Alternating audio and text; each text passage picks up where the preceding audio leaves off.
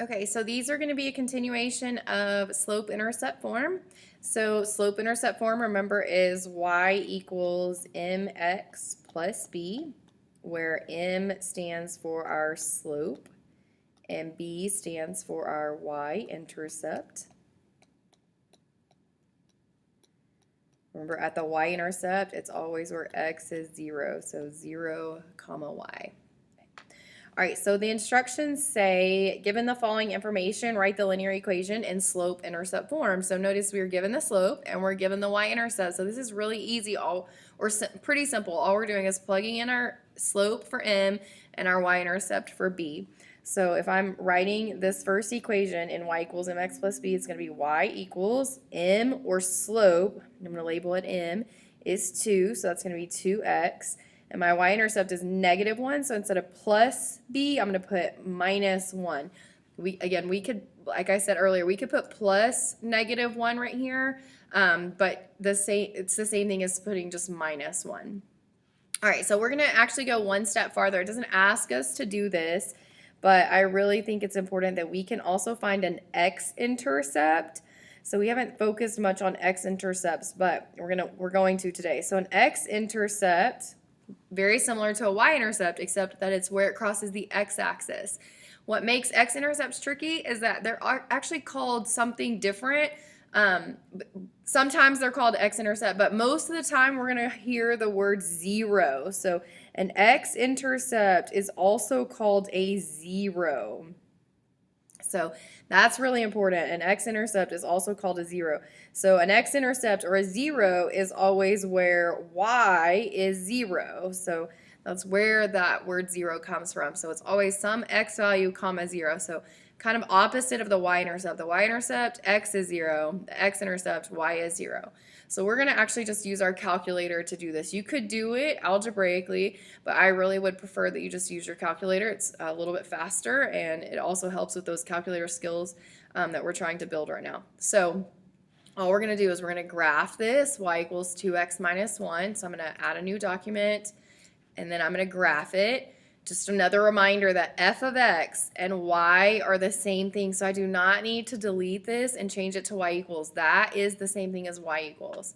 So I'm just going to type 2x minus 1, enter. So there's the graph of that line. I'm going to trace, menu, trace, graph trace.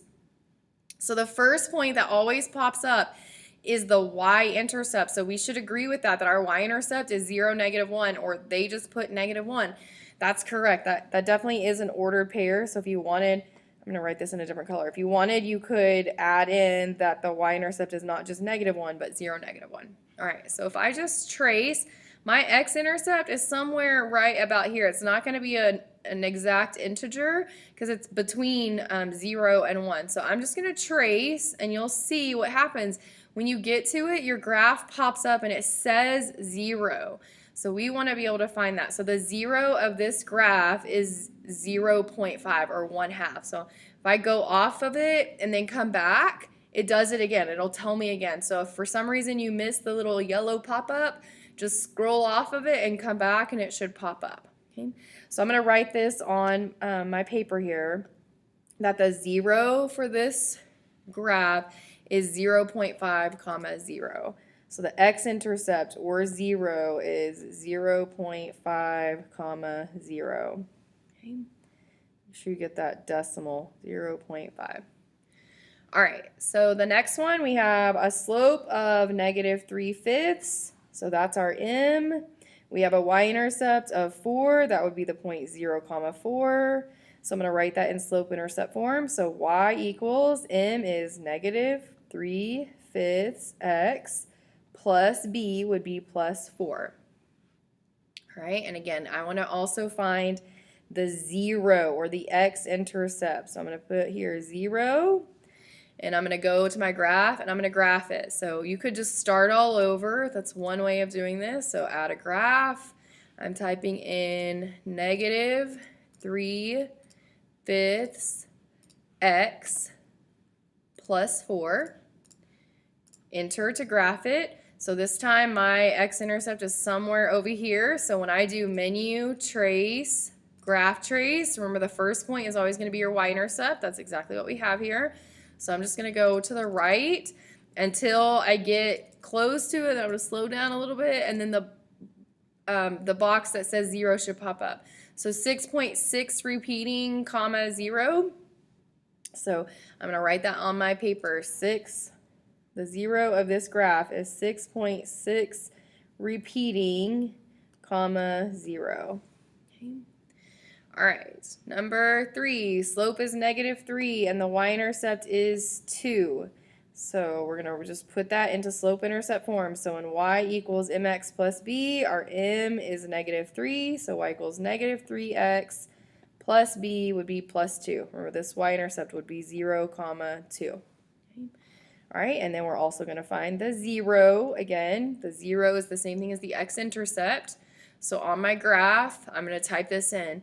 If I don't start over, just to give you a heads up, if I don't start over by doing home, new document, when I trace, it's going to already have moved the cursor. So that's one reason why I generally prefer to just start over each time.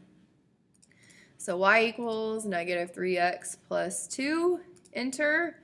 So there it is. So here's my y-intercept. So when I do menu, trace, graph trace, it pops up.